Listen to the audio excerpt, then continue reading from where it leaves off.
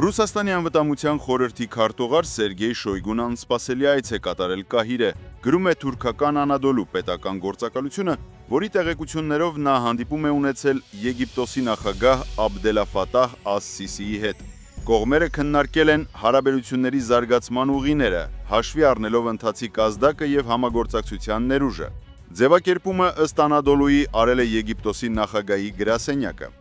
Հանդիպման ընթացքում Աս-Սիսին կարևորել է Շարմ էլ-Շեյխի պայմանավորվածությունների լիարժեք կատարման անհրաժեշտությունը Գազայում պատերազմի բոլոր փուլերն ավարտելու, հրադադարն ամրապնդելու եւ տարածաշրջան մարդասիրական անխափան օգնություն հասցնելու համար։ Եգիպտոսի նախագահի գրասենյակի հաղորդագրությունը հատկապես ընդգծում է, որ տարածաշրջանում ամուր խաղաղություն եւ կայունություն հաստատելու միակ ճանապարհը միջազգային իրավունքին համապատասխան երկպետություն որոշման իրականացումը եւ Պաղեստինի անկախ պետության ստեղծումն է։ Պաղեստինի ազատագրման կազմակերպությունը խորհրդային շրջանում վայելել է Մոսկվայի ոչ միայն քաղաքական, այլև ֆինանսական եւ ռազմական աջակցությունը։ Նրա առաջնորդ Յասիր Արաֆաթը շուրջ 2 տասնամյակ վայելել է Կրեմլի լիակատար բարեհաջությունը։ Ամրա նախագահի հովանավորած Շարմ էլ-Շեյխի խաղաղության գագաթաժողովին Ռուսաստանը չի հրավիրվել։ Եգիպտոսի նախագահի գրասենյակի հաղորդագրության ենթատեքստից հասկացվում է, որ Ռուսաստանը Մերձավոր Արևելքի կարգավորումներին մասնակցության հող է շոշափում։ Եգիպտոսը Շարմ էլ-Շեյխի պայմանավորվածությունների երաշխավորներից մեկն է, Միացյալ Նահանգների, Թուրքիայի եւ Կատարի հետ միասին։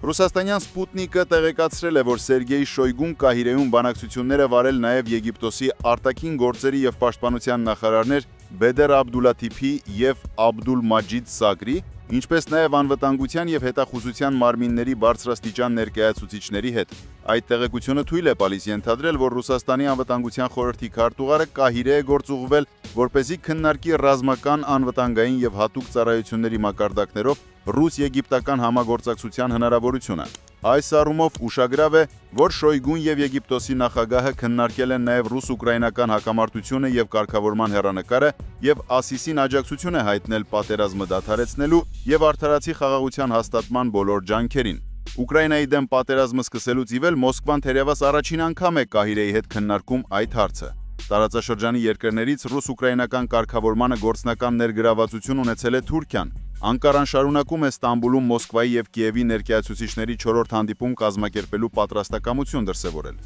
Ըստ երևույթին, արժե նաև դիտարկել, որ Ռուսաստանի անվտանգության խորհրդի քարտուղարը Կահիրե է գործուղվել Սիրիայի նախագահի ԱՄՆ-այցի նախօրեին։ Մոսկվան Դամասկոսի հետ լրիվ չի կարգավորել իր երկու ռազմակայանների ապագայի հարցը, բայց արաբական աղբյուրներն Հմեյմին նավթավակայանում արձանագրել են ռուս ռազմատրանսպորտային միջոցների մի քանի վայրեջ։ Ռուսաստանը պաշտոնապես ճանաչել է Պաղեստինի անկախությունը, ֆորմալ առումով պաշտպանում է Սիրիայի ինքնիշխանությունն ու տարածքային ամբողջականությունը։ Մերձավոր Արևելք Ռուսաստանի վերադարձը կարող է ռուս-ամերիկյան բանակցությունների մաս կազմել, ներառյալ նաև Հարավային Կովկասում աշխարհաքաղաքական նոր դիմագիծ ձևավորելու շուրջ քննարկումները։